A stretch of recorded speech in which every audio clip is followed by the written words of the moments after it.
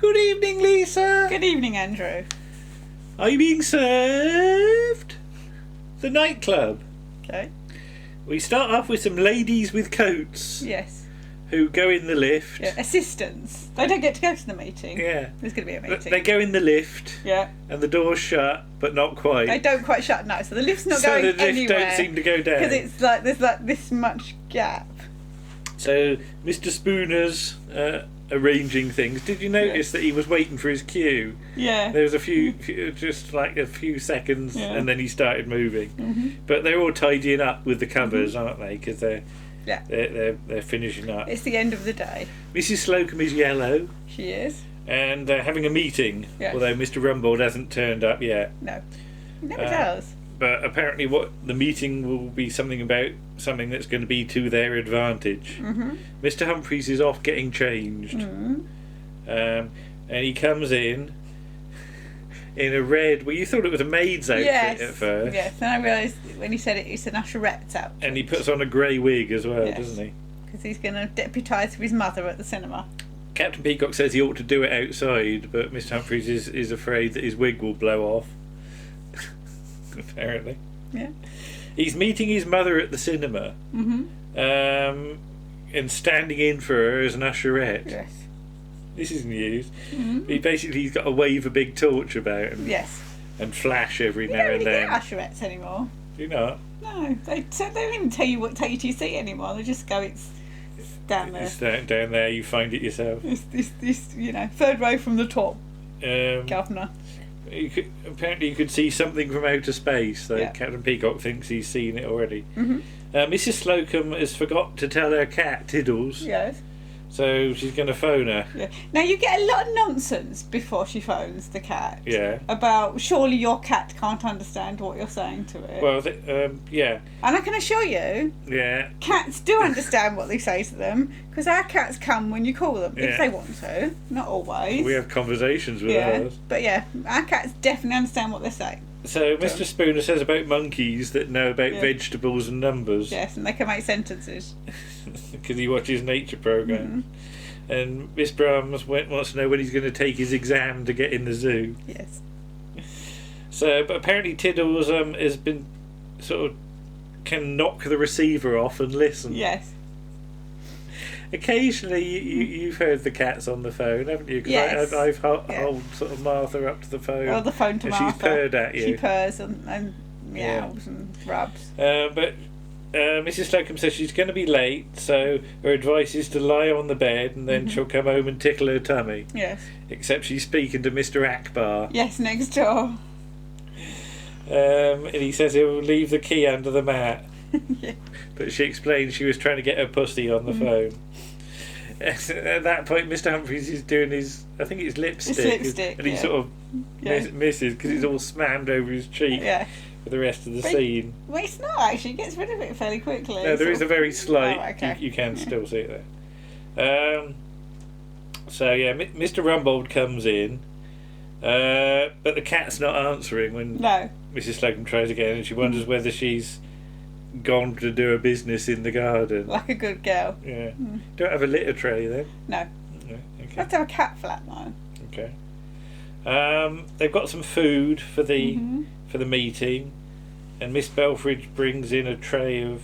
Well, they think it's going to be 6 stale ham sandwiches from the pub, but she don't like going in the pub because her bottom gets pinched They pinch your bottom. in the saloon bar, Yeah. and Mr. Humphries takes a note of that. So he might be down the pub tomorrow. But what she's brought is smoked salmon and 7 Irish coffees. That's coffee with whiskey in, Yes. isn't it? Yeah. It makes the cream float. Yeah, and she's been down the hotel, and this all comes to 20 quid. Yes. And she's even brought some lemon along. 'Cause she squeezes her lemon, doesn't she? Squeezes the lemon over Captain Peacock's sandwich. In front of Captain Peacock, Yeah. who reckons this is all terribly civilised. Yes. So this £20 is going to be covered. Mr. Rumbold dictates a note to the accounts department saying that they're £20 adrift. He's a sly old devil, He isn't is, he? yeah. But yeah, what they're going to discuss hopefully will bring in much more than 20 quid. So the idea was to use the floor space for some money-making thing. Yeah. And Mr. Grace has approved it, hasn't he? And maybe they could have a choral evening with tea and cakes, or a roller disco. That's Mr. Spooner's idea, but that would wear the floor out. Yes. Or maybe some bowling with Skittles or something. Well, he says bowls at first, yeah. And Mr. Rumble says beg pardon. Or a snack bar, maybe. Yeah. Or a nightclub, which should be upmarket and discreet. Good food and attractive female staff. So what could they call it? The Crumpet Club. What food could they have? Well, Mr. Humphries' mum can do steak and kidney pudding. They might not be able to get a licence for booze. So they might not be able to sell alcohol. So tea, coffee or cocoa. And if they advertise at the cinema, Mr. Humphries can help because the manager's a friend of his. Yes. So he goes off to phone the manager, but you can hear heavy breathing on the phone. Yeah. So Mrs. Slocombe says, thinks it's her pussy again, and says, open your flap and play with your ball. And it's Mr. Akbar again. Yeah. So is she dialed the wrong number again, or is Mr. Akbar in her house? I think she's just dialed the wrong number again. Because if he's in her house, that's a bit disturbing. Mr. Akbar's gone round to drape himself over the bed. Yeah. Come and get it here. Yeah. I don't know. In the canteen, there's talk of Mrs. Axelby, because she might want to get in the club if it's a bit sophisticated enough. But she was apparently banned from the pub for standing on her head or something. Yes. And singing, wasn't she? Yeah. Mr. Humphries comes in.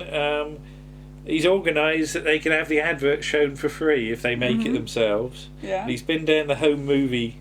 I was going to say aisle. Photography thing in the area and department. Yeah. And got a home movie camera to make the commercial. Captain Peacock could be on the piano introducing everybody. No, playing. Why Mr. Humphries is playing. They could call it Club Rendezvous, although there is a rough cafe with sort of truck drivers and things. It might get confused. They need a cloakroom attendant, and Miss Brahms says that those sort is dead common, isn't they? So enter the canteen manageress with immaculate timing. Although even she claims that she can be upmarket, and she sort of demonstrates. She does a sort of thing with her teeth, doesn't she? Sort of sticking her teeth out. Yeah. But receptionists would get tips, so she accepts the job. And then there's a bit of argument over whether she's going to get it, and she sort of grabs Mr. Humphries' lapels and pulls him up. I put roughs him up, and she doesn't quite. No. Where's she from? Peckham, isn't she? Peckham, yes. And apparently, so she's got a boyfriend who'll beat him up as well. Yes. So it's built like a brick chicken house. The role is cast, and Mrs. Axelby might not want to go if it's not sophisticated enough. So, cut to the film set, which it is now, because they've basically set up a load of tables and chairs to do this film. And a piano. Mr. Humphries has got a chef's sort of hat on. Yeah, and like a white top. Yeah. And he's discussing with the manageress what the receptionist should do, and she should ask for their hat and coat. And obviously, if they've got gloves, she should ask for gloves as well. So Mr. Harmon and Seymour come in sort of top hat and affair, aren't they? Yeah. But they're supposed to look normal. Yeah, they're meant to look normal businessmen. Yeah. Mr. Rumbold and Miss Belfridge appear. They're going to sit at a table and be customers. Mrs. Slocombe enters, and I put she's like a green queen mother. Yeah, she's got a big hat. She's got a huge hat with all feathery bits. Yeah. And did you notice her hair's now like a sort of the same sort of green? I couldn't see her hair. Yeah, the little bit of hair you can see, it's not yellow anymore. It's sort of green. And she opens her makeup box, and it's like music for clowns or something from a circus. Like a sort of not Entry of the Clowns, but it's something like that, I think. But yeah, so Mr. Rumbold wonders why he's been given a real bottle of champagne, and Mr. Humphries says, well, they're going to have 2 versions of the film. One, if they get the license with the champagne, and if they haven't, they'll have to do it. But they never actually do the second shot. No, because it takes too long, as per normal. And he opens the bottle, and Mr. Humphries complains because he needed the pop sound effect. Yeah, Miss Belfridge likes the look of the champagne, though, although apparently it goes straight to her head, as events will prove. Yes. Captain Peacock has a tinkle on the piano, doesn't he? And Mr. Rumbold says he's using all the wrong chords. Yes, and there's a bit of a battle about who gets to play the piano. Yeah, who can play it better. Mr. Harmon and Seymour come in again. They're in normal suits. More normally. And Mr. Rumbold has a play. But he soon gets told he's not good enough by Mr. Humphries, though he complains he's got perfect pitch. Then Mrs. Slocombe attempts to sing, doesn't she? Yes. And gets her leg up, doesn't she? She does, yes. You waving your leg about? Well, not quite the size she waves hers. But... Miss Brahms comes in. She's been dressed up as a waitress, although it's a bit all country tea rooms, isn't it? Yeah. Or she can have it with a long skirt, or then she does a bit of a Bucks Fizz, doesn't she? Yeah, she does, and pulls her skirt off. To show a much shorter one. Yes, she's got this very short midi skirt on. And Seymour is just utterly hypnotised. He's utterly sort of... it's a great little bit of acting, because he's so still. He's like... Well, he's a dancer. I know, but full marks to Seymour for that. Because it's Keith Hodiak, isn't it, who will go on to play the Raston, or has played the Raston Warrior Robot. Then enter the manageress, who's changed into a bunny girl outfit. Yes. Where the hell she got that from, I don't know. Perhaps it's hers. She's got a great powder puff tail, hasn't she? But they're after an intimate atmosphere. And all I've put is Miss Belfridge is now pissed. Yes. Yeah. She's necked the entire champagne bottle. Of Moet. That's going some, because if we do have a bottle of bubbly, quite often it goes into a second night. I have to put it in the fridge, and it's not sparkling and I can't anymore. get the cork back in, can I? You stick a bag over the top. We're so sophisticated. Plastic bag and a rubber band. But so Miss Belfridge is like head down on the table. On the table. So for the next bit of filming, they need a door. So Mr. Harmon brings on the door, basically, which seems to be the wrong way round, anyway. Because they're already inside. Yeah. Mr. Spooner's on the other side of the door, which we don't see. No. So there's no thought gone into the geography of this. But Mr. Spooner's the doorman. There we go. So action. So some singing about night and day, isn't there? Mr. Harmon's knob comes off.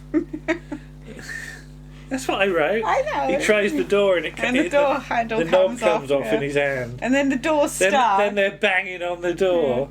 And then the whole door comes off. Yeah, they remove the door and there's Spooner and Brahms behind the door. I don't know what they're up to. So maybe it's not stuck. Maybe Mr. Spooner's just pretending so they can do whatever they were doing. I don't know.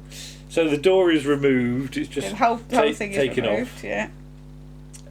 Miss Belfridge briefly comes to and then collapses again. Yes. So then they start to sort of do the actual dialogue of the scene. And Mr. Humphries has to come on. And then there's because I know what's happening next, I sort of start noticing the dialogue. Yeah. Because there's things like, I'll take everything down when I know what you want, and that's a nice looking pear, and can I have a feel? And blimey, what a whopper. So, because they're talking about a chicken, aren't they? Yes. And various And avocado pear and stuff. Yeah. Various bits of food. Leg or breast.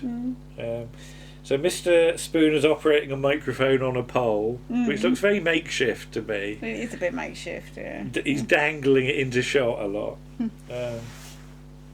But Captain Peacock says he's going to perform night and day on the piano as well. But the chicken apparently came from the hotel. Yes. Where all the other stuff came from, and the bill's going to go to Mr. Rumbold. My voice is going croaky, isn't it? So, the filming appears to be done. Yeah. As I said, although we don't get any of the because it's again, they've all they've done is one locked off wide shot. They don't actually move the camera for any of it, do they? No. And there's none of the alternate takes with coffee or anything like that. So. It's all a bit amateurish. Yes. Well, they are amateurs. Oh yeah. But at the cinema, apparently they can't tell what's on because the posters have got all stickers over them, which is a bit of a clue, isn't it? And there's a load of grubby men in even more grubby raincoats, which includes Ronnie Brody. Ronnie Brody, yes, making one of his first appearances, I think, for Croft and Perry. Or Croft and Lloyd. Mr. Humphries is the usherette.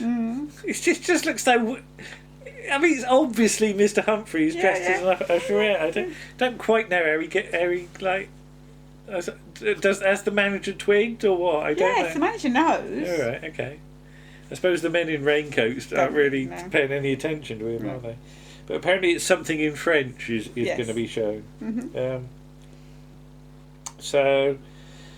So then they all go and sit in the back row, don't they? And there's a lot of arms around each other at this point. Yes, a lot of hand slapping. First of all, Mr. Spooner puts his arm around Mrs. Slocombe. No, Miss Brahms. Miss Brahms. So I was going to say... I don't quite know how to get to Mrs. Slocombe. Miss Brahms is in the middle of them. Yeah. Because originally... Mrs. Slocombe was going to sit next to Miss Belfridge, but Mr. Captain Peacock sneaks round. He makes a sort of beeline for her, next to her. Yeah. So let's get this right. So Mr. Spooner puts his arm round Miss Brahms. Let's see if I can do it. And she goes like that. Yeah. Then Mrs. Slocombe puts her arm around Captain Peacock, and he goes. And then Miss Belfridge just sort of lunges at Captain Peacock and he's quite happy and draws him in. He's quite happy at that. What is it about Captain Peacock? I do not know. He's irresistible, obviously. Clearly. Must be the tash. Okay. Unless Miss Belfridge is pissed again, it's entirely possible. And then the film, they start to pay attention to what's going on in the film, and they're taking their clothes off, and everybody starts goggling, don't they? Yeah, because Mrs. Slocombe says, "Are they married?" And they're not. And then Mrs. Slocombe's hair goes whoop, up like that. They've built a stunt wig, and they get about 4 goes out of this, don't they? They're going to make the most of it. Yeah. And apparently they show everything here, and they're going to show Bambi next or something. Then the commercial comes on, but there's no picture. I was going to say, they had a problem with the picture whatever earlier. This film was, it was really short then. No, it was just he said it was continue after the advert. Oh right, yeah. Well, it's a weird place to put adverts. I don't know. They only get about 35 seconds of hoo or whatever it is. So yeah, the commercial comes on, but it's in sound only. There's no picture. So when the grubby raincoat men start hearing "I'll take everything down" and leg or breast, they get quite excited, don't they? So they want to see the picture. Mrs. Slocombe's hair goes up again, and they want to know where this place is, because they got to go. And just as they're about to read out the address, they all stand up. And sing "All Things Bright and Beautiful," which is what they were going to sing at the choral evening. Yes. So for the end credits, noticeable things are Mrs. Slocombe's hair goes up again. Yeah. And the end credits for the technical ones, Well, I was going to say Keith Hodiak is sitting in the row with the grubby man. Yeah. With his raincoat. The end credits are done as though they're an old film projected onto a screen, and at the very end, the curtains come across at the end in silhouette. Yes. Which was a bit stylish, I thought. It was, yeah. I had no idea they were going to do that, although I have seen this episode before. Yeah. In some ways, the commercial thing is a bit, we have seen it all before. They've done it at least once before. Because there's one with Mr. Granger, isn't there? And he's like, my trousers won't stay off.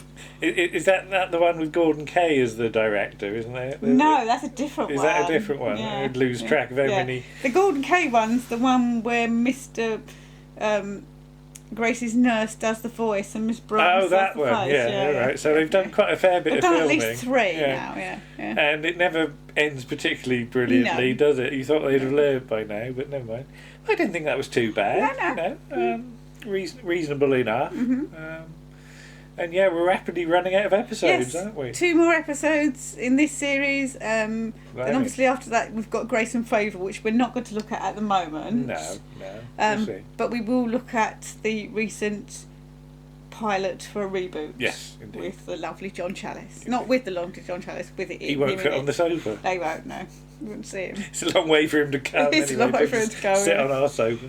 Yeah. But there we go. And we'll see you again. Yeah. Fairly soon. Okay. Bye-bye. Bye.